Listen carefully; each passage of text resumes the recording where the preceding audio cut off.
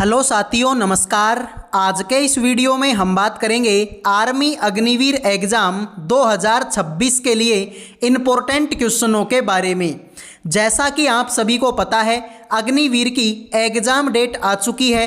1 जून से आप लोगों का एग्ज़ाम स्टार्ट हो जाएगा। तो मेरे भाई, आप सभी ने अपनी अपनी एग्ज़ाम डेट को चेक कर लिया होगा और आपको भी पता लग गया होगा कि आपकी जो एग्ज़ाम है वो कौन सी तारीख को होगी और कौन सी शिफ्ट में होगी। तो एक बार मेरे भाई सारे के सारे स्टूडेंट अपनी अपनी एग्ज़ाम डेट कमेंट कर दो। आज के इस वीडियो में मैं आपको मैथ के कुछ क्वेश्चन बताऊंगा जो आपके अग्निवीर एग्ज़ाम में आए हुए हैं, यानी कि पहले की एग्ज़ामों में आए हुए हैं। ये मैं आपको लास्ट टाइम पर इसलिए बता रहा हूँ ताकि मेरे भाई बहुत सारे बच्चे ऐसे हैं जिनकी मेरे भाई तैयारी पूरी नहीं है, या फिर बहुत सारे बच्चे ऐसे हैं कि जिनकी तैयारी पूरी हो चुकी है लेकिन वो थोड़े बहुत घबरा रहे हैं कि पता नहीं पेपर कैसे आएगा कैसा नहीं आएगा। तो मेरे भाई मैं आपको थोड़ा सा सैंपल दिखा देता हूँ कि भाई पिछले सालों में जो अग्निवीर का पेपर था वो किस तरीके का आया था, ताकि आपकी भी मेरे भाई जो घबराहट है वो दूर हो जाए। ठीक है, तो देखिए पहला सवाल आपके सामने है कि 3, 5, 7, 9, 11 का औसत बताओ क्या होगा। अब औसत क्या होता है मुझे बताओ। आपने तैयारी कर ली मेरे भाई, तो आपको पता होगा कि औसत क्या होता है। औसत होता है राशियों का योग बटे राशियों की संख्या होता है सर। तो ये राशियों का योग कर देखो, 3 और 5 को जोड़ेंगे तो 8, 8 और 7 15, 15 और 9 कितना होता है सर? 15 और 9 होता है 24, 24 और 11 कितना होता है? आप बोलेंगे 35। तो सबको जोड़ने पे 35 आया। अब ये संख्या कितनी है? 1, 2, 3, 4, 5 है, तो इसमें 5 का भाग दे दो। 5, 7 का 35। यही तुम्हारे सवाल का राइट आंसर है। तो घबराने की कोई बात नहीं है, इजीली ये सवाल आपका हो गया। संख्या 256 का वर्गमूल क्या है? दूसरे नंबर का सवाल। अब ये सवाल भी एग्जाम में आया हुआ है, बताओ ये भी कोई सवाल है क्या भाई? 256 का वर्गमूल क्या होता है? अंडर रूट 256 क्या होता है? आप बोले सर 16 होता है, क्योंकि 16 का स्क्वायर ही तो 256 होता है। तो राइट आंसर तुम्हारा होगा 16। जैसे कि मान लो मैं तुमसे बोलो बताओ 14 का स्क्वायर कितना होता है, तो आप बोले 14 का स्क्वायर 196 होता है। मैं बोलो 18 का स्क्वायर कितना होता है, आप बोलेंगे 18 का स्क्वायर ये तो 324 होता है। 12 का स्क्वायर कितना होता है, आप बोलेंगे ये तो 144 है। लेकिन 16 का स्क्वायर होता है 256। तो यही तुम्हारे सवाल का आंसर हो गया। अब नॉर्मल सवाल था मेरे भाई, इजीली हमने इसको भी कर दिया। तीसरा सवाल ये है तुम्हारे सामने, समकोण त्रिभुज का एक कोण 90 डिग्री का है, तो शेष 2 कोण कितने के होंगे बताओ मेरे भाई। अब ये तुम्हारा एक समकोण त्रिभुज है मेरे भाई। समकोण त्रिभुज का एक कोण कितने डिग्री का हो गया? 90 डिग्री का। तो बाकी के ये जो 2 कोण है ये कितने के होंगे? अब तुमको पता है कि त्रिभुज के तीनों कोण कितने के होते हैं? 180 डिग्री के होते हैं। त्रिभुज के तीनों जो कोण है अंदर वाले ये कितने होते हैं? 180 डिग्री के होते हैं। अब 180 में से 90 का तो ये है, तो बाकी के 90 घटा दो मेरे भाई। तो 180 में से 90 तो मैंने ये घटा दिए, तो बाकी कितने बचे? बाकी भी तो 90 ही बचेंगे। यही तुम्हारे सवाल का आंसर है। तो घबराने की कोई बात नहीं है। चौथे सवाल को भी देख लो। चौथा सवाल तुम्हारे सामने है 72, ठीक है सॉरी भाई, ठीक है, 72 किलोमीटर पर हावर को मीटर पर सेकंड में बदलना है। तो सीधी सी बात है, जब भी आपसे बोले कि किलोमीटर पर हावर को मीटर सेकंड में बदलना है तो मेरे भाई 5/18 से गुणा कर देते हैं। ठीक है, कोई सा भी दुनिया का कोई सा भी सवाल लो, अगर वो तुमसे बोले ना कि किलोमीटर प्रति घंटे को मीटर पर सेकंड में बदल लो तो 5/18 से गुणा करना होता है। तो 18 चौके 72 हो जाएगा, 5 चौके 20 हो जाएगा। हो गया मेरे भाई सवाल। इस तरीके के सवाल अग्निवीर एग्जाम में पूछे जाते हैं। तो मेरे भाई घबराने की बात नहीं है। 5वें सवाल को देखो, एक गोले की त्रिज्या 7 सेंटीमीटर है, तो बताइए इसका आयतन क्या होगा। अब गोले का आयतन क्या होता है बताना जरा।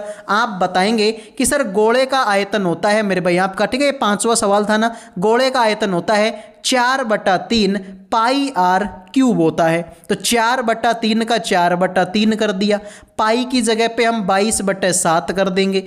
त्रिज्या कितनी है मेरे भाई 7, और यहाँ पर 7 का क्यूब करना है, यानी कि मेरे भाई 7 गुणा 7 गुणा 7 हमको करना पड़ेगा। तो मेरे भाई ध्यान से देखो, मैं क्या करूँगा, 7 से एक 7 काट देता हूँ। 22 चौके कितना होता है सर, ये होता है तुम्हारा 88। 7 7 कितना होता है सर, ये होता है 49। और इसमें मेरे भाई भाग देना है किसको, हमको 3 का इसमें क्या देना है, भाग देना है। तो सबसे पहले तो मेरे भाई 88 को किससे गुणा करना पड़ेगा, 49 से। अब बच्चे बोलेंगे कि सर 88 को 49 से गुणा करना तो बहुत कठिन है मेरे भाई। तो यार 49 से क्यों कर रहे हो, आप ऐसे कर लो ना, इसको 49 से करने के बजाय 50 से गुणा कर लो, क्योंकि 50 से गुणा करना तो आसान है। अब ये 50 से एक कम है तो 88 घटा देना उसमें से। तो सर 88 को अगर मैं 50 से गुणा करता हूं तो 0 आएगा। 8 पंजो 40 आपका आएगा 4, 8 पंज 40 और 4 44, यानी कि 4400 आंसर आएगा। तो इसमें से मेरे भाई एक बार 88 घटा, क्योंकि 50 से एक कम है ये 49, तो एक अगर मैं इसमें से 88 घटाऊंगा तो ये आंसर आएगा मेरे भाई आपका कितना सर, ये आएगा 4312। इसमें अगर मैं 3 का भाग दूंगा तो 3 एकम 3, 3 चौके 12, फिर मेरे भाई तुम्हारा कितना बचेगा, 1 बचेगा, 3 3 9, यानी शुरू में 143। तो शुरू में 143 इसी में है, यही तुम्हारे सवाल का आंसर हो जाएगा। क्लियर मेरे भाई। तो 88 को अगर तुम 49 से मल्टीप्लाई करोगे तो आंसर आएगा मेरे भाई कितना, 4312। और 4312 में 3 का भाग देंगे तो 143 आएगा, और शुरू में 143 इसी ऑप्शन में है। आइए मेरे भाई छठे सवाल को कर लेते हैं। छठा सवाल बोला है x/5 बराबर 12 है, तो x का मान बताओ क्या होगा। तो मेरे भाई देखो, x/5 बराबर में 12 है, तो x का मान बताओगे तो ये 5 यहाँ जाके गुणा हो जाएगा। x बराबर होगा 12 गुणा में 5 बराबर में 60। यही तुम्हारे सवाल का आंसर है। आओ मेरे भाई, आयत का परिमाप मेरे बेटे 7वां सवाल है। आयत का परिमाप 40 है, लंबाई 12 है, तो चौड़ाई बताओ कितनी होगी। अब मेरे भाई ध्यान से देखो, आयत का परिमाप होता है 2 गुणा लंबाई प्लस चौड़ाई, और ये कितना है मेरे भाई सर, ये तो 40 है। अब मैं इसको 2 से काटूंगा तो कितनी बार कटेगा, 20 बार कटेगा। बराबर में लंबाई कितनी है सर, लंबाई तो 12 है, चौड़ाई का हमें पता नहीं है, तो ये 12 यहाँ जाके घट जाएगा। x बराबर में कितना हो जाएगा, x बराबर में 20 में से 12 घटाएंगे 8 आएगा, बात खत्म। अरे परिमाप क्या होता है, 2 गुणा लंबाई प्लस चौड़ाई होता है, तो 2 का भाग 40 में देंगे तो 20 बार कटेगा। लंबाई की वैल्यू 12 है तो 12 इसमें से घटेगा, 20 में से 12 घटेगा, 8 आंसर आएगा। आइए 8% वार्षिक दर से 5000 रुपये का 1 वर्ष का ब्याज ज्ञात कीजिए। ठीक है, यानी साधारण ब्याज आपको निकालना है। तो साधारण ब्याज क्या होता है मेरे भाई, मूलधन होता है गुणा रेट होता है गुणा टाइम होता है, बटे में 100 होता है।